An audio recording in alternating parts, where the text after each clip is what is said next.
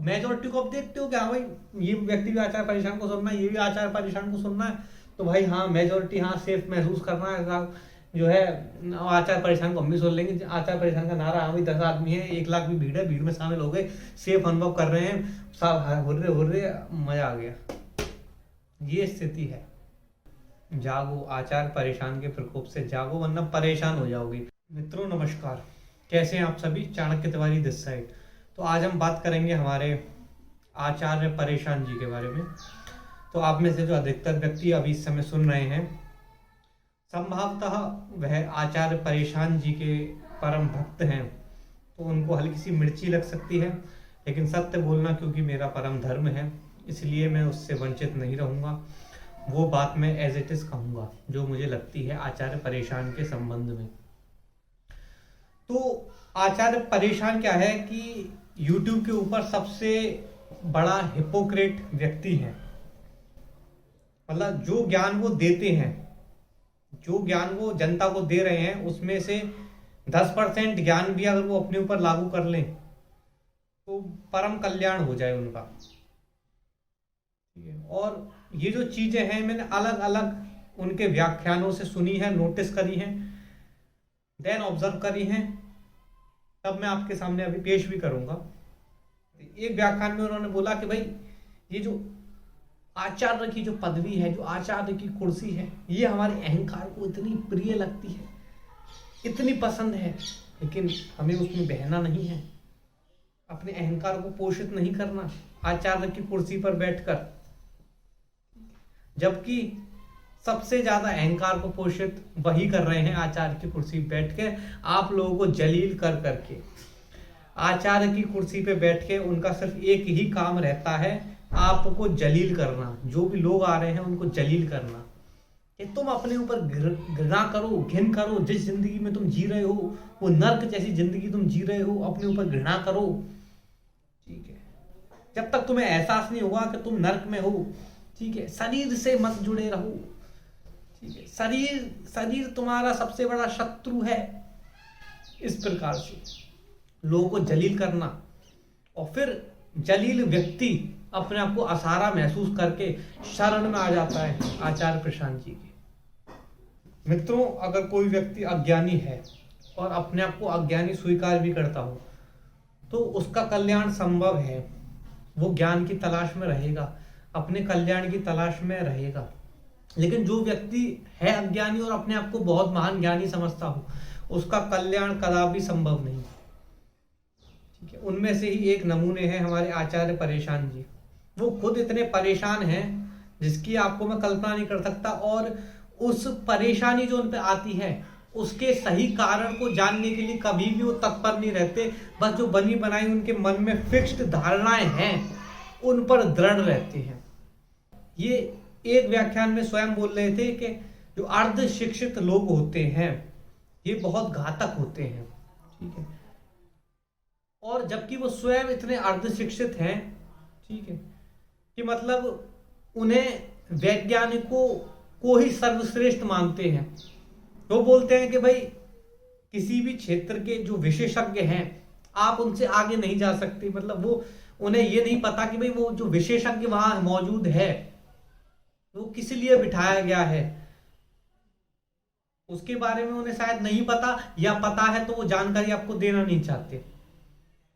वो ऐसा मानते हैं कि भाई स्वास्थ्य के विषय में जो विशेषज्ञ है डॉक्टर, उसको स्वास्थ्य संबंधित बहुत अच्छी जानकारी है। तो ये तो सबसे बड़ा झूठ हो गया। आप सभी को पता है कि फर्जी महामारी से कितने डॉक्टर खुद ही मर गए। आचार्य परेशान की खुद कैसी हालत है, इतना मोटापा चढ़ा हुआ है शरीर पे। 2:30 बजे आदमी सोता है, बताओ 2:30 बजे सो रहा है। मतलब वैदिक ज्ञान का वी उसे नहीं मालूम। आचार्य परेशान को वैदिक ज्ञान का वी नहीं मालूम। मतलब ये तो किसी को अनपढ़ भी होगा ना व्यक्ति, उसे भी इतना ज्ञान होगा कि भाई सूर्यास्त के 3 घंटे, 4 घंटे, 5 घंटे के भीतर मैक्सिमम हमें सो जाना चाहिए। ये तो अनपढ़ व्यक्ति को भी मालूम होगा। और आचार्य परेशान 2:30 बजे तक सोते नहीं और बोलते हैं अपने आप को वैदिक ज्ञान का महाज्ञाता। मतलब तो एबीसीडी है वैदिक ज्ञान की, तो एबीसीडी है भाई। ये ये तो मतलब बेसिक, ये तो मतलब क्या बोलूं, इससे ज्यादा बेसिक तो कुछ हो ही नहीं सकता। वो आपको नहीं पता और आप अपने आप को वैदिक ज्ञान का ज्ञाता बताते हो। इनका क्या प्रणाली है आचार्य परेशान की, कि ये क्या है, इमेजिनरी एग्जाम्पल्स देते रहते हैं। मान के चलो ये राहुल है, फलाना ये है, ढिकाने ने ऐसा कर दिया, उसको लिंक कर दिया, खाली दिमाग का इस्तेमाल करके उसको लिंक करते रहते हैं, इमेजिनरी कहानी बना देते हैं। ठीक है, मैं हजारों ऐसी इमेजिनरी कहानी आपके सामने पेश कर दूंगा। मैं आपको सीधी सी एक बात बता देता हूं कि जो भी व्यक्ति एक इमेजिनरी स्टोरी को आपके सामने पेश कर रहा हो समझाने के लिए, ठीक है, वो समझ लीजिए वो मूर्ख बना रहा है आपको, वो मनगढ़ंत एक कहानी पेश कर रहा है आपके सामने। ठीक है, तो अधिकतर इनकी मनगढ़ंत कहानियां ही ऐसी होती हैं जो ये अपने व्याख्यानों में पेश करते हैं आपको समझाने के लिए, सो कॉल्ड समझाने के लिए। आचार्य परेशान, देखो इस बात में कहते हुए मुझे कोई भी हर्ष नहीं है ना दुख है कि आचार्य प्रशांत का खुद का शरीर, ठीक है, रोगी है। आचार्य प्रशांत की खुद की आयु कोई लंबी नहीं है होने वाली। उसका कारण ये है कि भाई अज्ञानी को आप समझा सकते हो, ज्ञानी जो अपने आप को मूर्ख जो हो, अपने आप को ज्ञानी समझता हो, उसे आप नहीं समझा सकते। तो भाई ऐसे महान ज्ञानी जो व्यक्ति समझता हो अपने आप को, वो आपकी सलाह कहां स्वीकार करेगा? वो सही सलाह को स्वीकार कर ही नहीं सकता है। और जब सही सलाह को जब स्वीकार नहीं करेगा तो उसके दुष्परिणाम भोगेगा। 2:30 बजे सोने के दुष्परिणाम, ठीक है, सुबह लेट उठने के दुष्परिणाम, और जितनी भी अवैधिक चीजें हैं उनके दुष्परिणाम झेलेगा वो व्यक्ति। देखिए सीधी सी बात है, ये जो जितने भी लोग होते हैं ना सो कॉल्ड, असल में क्या है कि जो जनता है आईआईटी का नाम सुन के, सिविल सर्विसेज का नाम सुन के आचार्य परेशान के पास पहुंच जाती है कि भाई हम तो सिविल सर्विस की तैयारी कर रहे हैं, ये बंदा छोड़ के बैठ गया, ये कितना बड़ा ज्ञानी होगा। लेकिन सच्चाई ये है कि जितने होते हैं इनमें गुलामी की जड़ इतनी कर्री बस चुकी होती है कि इन्होंने सब कुछ छोड़ दिया, पर वो गुलामी की जड़ इनके अंदर से निकल नहीं रही। ये सच है। आचार्य परेशान ने जो सिस्टम के अंदर वो इतने वर्षों तक रहे हैं, वो जो गुलामी की जड़ है ना, वो इतनी गहरी उनके अंदर है कि वो अभी भी सिस्टम को ही अपना बाप समझते हैं। मतलब सिस्टम जिन चीजों को बताता है, एक्सपर्ट्स, सिस्टम जिनको एक्सपर्ट्स बोलता है कि भाई हेल्थ के क्षेत्र में ये एक्सपर्ट्स हैं हमारे डॉक्टर्स, विज्ञान के क्षेत्र में ये हमारे एक्सपर्ट्स हैं, साइंटिस्ट, नासा, इनको ही वो अभी ब्रह्मा समझते हैं, सर्वेश्वरी समझते हैं। इतनी गहरी गुलामी की जड़ उनके अंदर अभी बैठी हुई है आचार्य परेशान के अंदर, समझ लीजिए मतलब आप। ठीक है, तो वो निकलना तो मतलब अब तक नहीं निकली। 45-50 साल का एक आदमी होने जा रहा है, अब तक उसकी वो गुलामी की जड़ नहीं निकली। उसके बाद मतलब निकलना तो दूर, वो उसको और पक्की करता जा रहा है, हजारों लाखों लोगों को उस पर थोपता जा रहा है।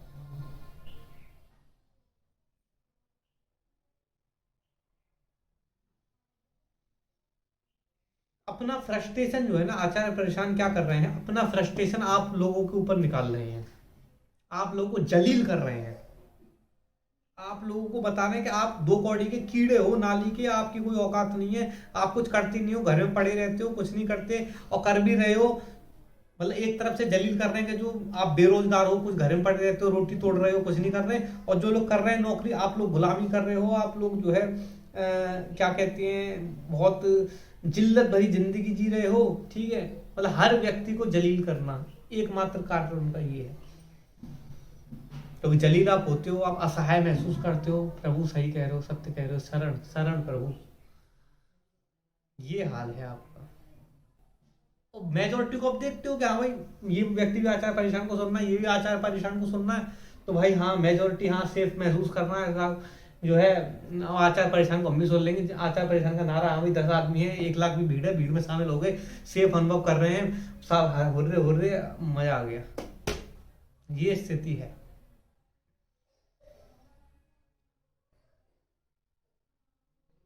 जागो मित्रों जागो, जागो, आचार्य परेशान के प्रकोप से जागो, वरना परेशान हो जाओगे।